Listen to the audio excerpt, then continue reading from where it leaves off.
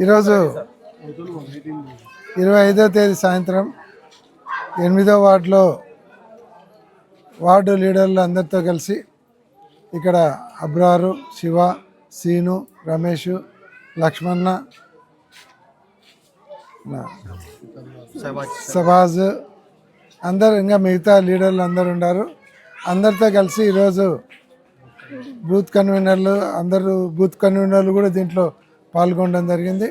అందరం కలిసి medical college ప్రైవేటీకరణకు వ్యతిరేకంగా 1,000 సంతకాల సేకరణలో భాగంగా ఇంటింటికి తిరిగి ఇక్కడ సంతకాలు సేకరించడం జరుగుతుంది. ఈ వార్డులో ఉన్నటువంటి ప్రతి ఒక్కరూ మహిళలతో సహా ముందరికి వచ్చి మా పిల్లలకు అన్యాయం జరుగుతుంది, ఇవన్నీ ప్రైవేట్ వాళ్ళకి ఇస్తే రేపొద్దున భవిష్యత్తు తరాల వాళ్ళు మెడిసిన్ చదవడానికే లేకుండా పోతుంది, కాబట్టి మేమందరం మీతో ఉంటాం, సంతకం పెడతామని అందరూ ఇళ్ళల్లోంచి బయటకు వచ్చి మైనారిటీ మహిళలు కూడా బయటకు వచ్చి మద్దతు ఇస్తూ ఉన్నారు. కాబట్టి ఇంతమంది మద్దతు ఇస్తున్నారు, ఇంతమంది వ్యతిరేకిస్తున్నారు.